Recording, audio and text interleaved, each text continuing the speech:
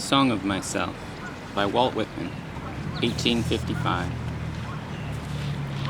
I celebrate myself, and what I assume you shall assume, for every atom belonging to me as good belongs to you. I loaf and invite my soul. I lean and loaf at my ease, observing a spear of summer grass. Houses and rooms are full of perfumes. The shelves are crowded with perfumes. I breathe the fragrance myself, and I know it and like it. The distillation would intoxicate me also, but I shall not let it. The atmosphere is not a perfume. It has no taste of the distillation. It is odorless. It is for my mouth forever. I am in love with it. I will go to the bank by the wood and become undisguised and naked. I am mad for it to be in contact with me. The smoke of my own breath echoes, ripples, and buzzed whispers. Love root, silk thread, crotch, and vine. My respiration and inspiration, the beating of my heart, the passing of blood and air through my lungs, the sniff of green leaves and dry leaves, and of the shore and dark-colored sea rocks, and of hay in the barn. The sound of the belched words of my voice, words loosed to the eddies of the wind. A few light kisses, a few embraces, a reaching around of arms. The play of shine and shade on the trees as the supple boughs wag, the delight alone or in the rush in the streets, or along the fields and hillsides, the feeling of health, the full moon trill, the song of me rising from bed and meeting the sun. Have you reckoned 1,000 acres much? Have you reckoned the earth much? Have you practiced so long to learn to read? Have you felt so proud to get at the meaning of poems? Stop this day and night with me, and you shall possess the origin of all poems. You shall possess the good of the earth and sun. There are millions of suns left.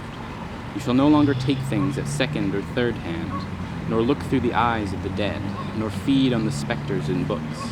You shall not look through my eyes either, nor take things from me. You shall listen to all sides and filter them from yourself. I have heard what the talkers were talking, the talk of the beginning and the end. But I do not talk of the beginning or the end. There was never any more inception than there is now, nor any more youth or age than there is now, and will never be any more perfection than there is now, nor any more heaven or hell than there is now. Urge and urge and urge, always the procreant urge of the world. Out of the dimness, opposite equals advance, always substance and increase, always a knit of identity, always a distinction, always a breed of life. To elaborate is no avail. Learned and unlearned feel that it is so. Sure is the most certain sure, plumb in the uprights, well entreated, braced in the beams, stout as a horse, affectionate, haughty, electrical. I in this mystery here we stand. Clear and sweet is my soul, and clear and sweet is all that is not my soul. Lack one lacks both, and the unseen is proved by the seen, till that becomes unseen and receives proof in its turn. Showing the best and dividing it from the worst, age vexes age. Knowing the perfect fitness and equanimity of things, while they discuss, I am silent, and go bathe and admire myself.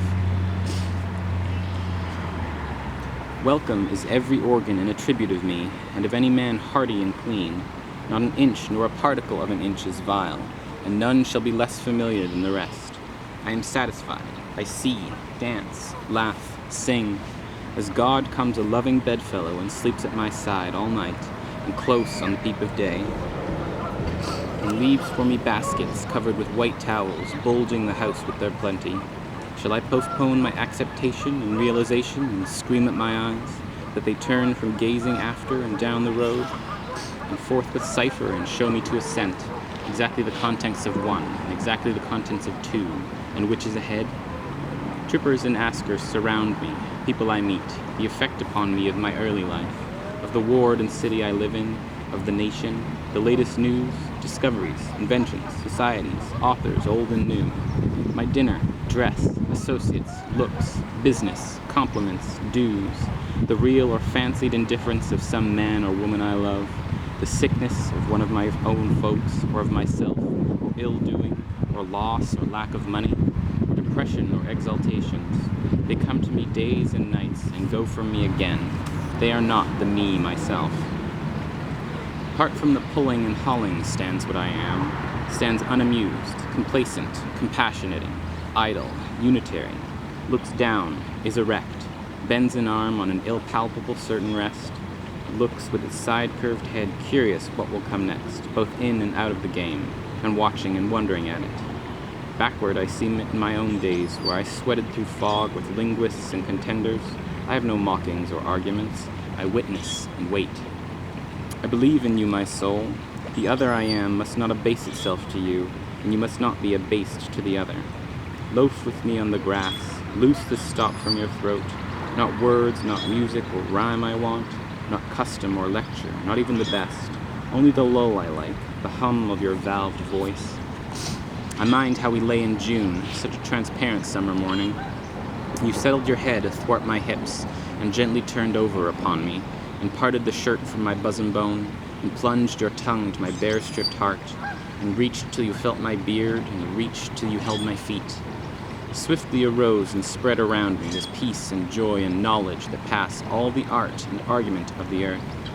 And I know that the hand of God is the elder hand of my own, and I know that the Spirit of God is the eldest brother of my own, and that all the men ever born are also my brothers, and the women my sisters and lovers, and that a kelson of the creation is love, and limitless are leaves, stiff or drooping in the fields, and brown ants in the little wells beneath them, and mossy scabs of the worm fence, and heaped stones, and elder and mullein and pokeweed.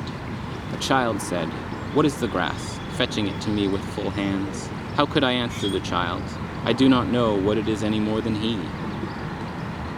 I guess it must be the flag of my disposition, out of hopeful green stuff woven. Or I guess it is the handkerchief of the Lord, a scented gift and remembrancer designedly dropped, bearing the owner's name some way in the corners, that we may see and remark and say, whose? Or I guess the grass itself is a child, the produced babe of the vegetation. Or I guess it is a uniform hieroglyphic, that it means, sprouting alike in broad zones and narrow zones, growing among black folks as among as white. Canuck, Tahoe, Tuckahoe, Congressman, Cuff, I give them the same, I receive them the same, and now it seems to me the beautiful uncut hair of graves.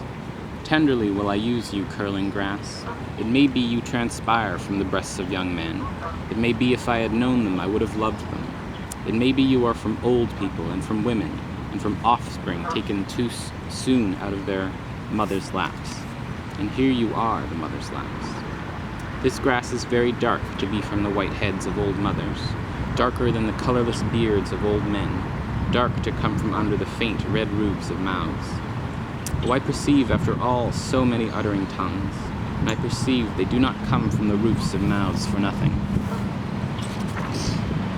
I wish I could translate the hints about the dead young men and women, and the hints about old men and mothers, and the offsprings taken soon out of their laps.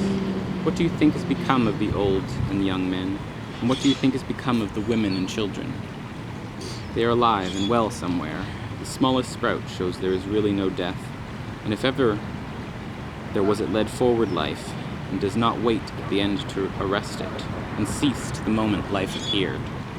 All goes onward and outward, nothing collapses, and to die is different from what anyone supposed, and luckier. Has anyone supposed it lucky to be born? I hasten to inform him or her it is just as lucky to die, and I know it. I pass death with the dying, and birth with the new-washed babe, and am not contained between my hats and boots, and peruse manifold objects, no two alike, and every one good, the earth good, and the stars good, and their adjuncts all good. I am not an earth nor an adjunct of earth. I am the mate and companion of all people, all just as immortal and fathomless as myself. They do not know how immortal, but I know.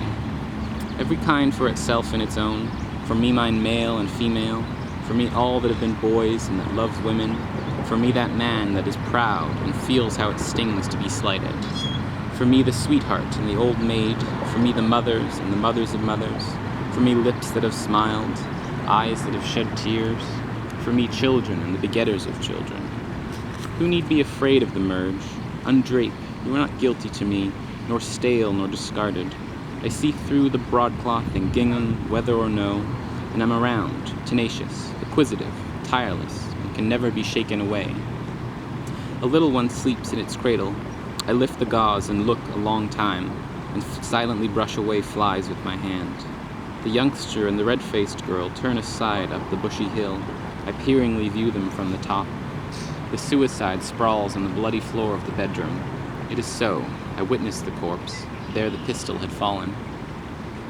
The blab of the pave, the tires of carts, and slough of boot soles and talk of the promenaders, the heavy omnibus, the driver with his interrogating thumb, the clank of the shod horses on the granite floor, the carnival of sleighs, the clinking and shouted jokes and pelts of snowballs, the hurrahs for popular favorites, the fury of roused mobs, the flap of the curtained litter, the sick man inside, borne to the hospital, the meeting of enemies, the sudden oath, the blows and fall, the excited crowd, the policeman with his star quickly working his passage to the center of the crowd, the impassive stones that receive and return so many echoes, the souls moving along. Are they invisible while the least atom of the stone is visible? What groans of overfed or half-starved who fall on the flags, sunstruck or in fits? What exclamations of women taken suddenly, who hurry home and give birth to babes? What living and buried speech is always vibrating here? What howls restrained by decorum? Arrests of criminals, slights, adulterous offers made, acceptances, rejections with convex lips. I mind them, or the resonance of them. I come again and again. The big doors of the country barn stand open and ready. The dried grass of the harvest time loads the slow-drawn wagon. The clear light plays on the brown-gray and the green intertinged. The armfuls are packed to the sagging mow. I am there. I help. I came stretched atop of the load. I felt its soft jolts. One leg reclined on the other. I jump from the crossbeams and seize the clover and Timothy, and roll head over heels and tangle my hair full of wisps.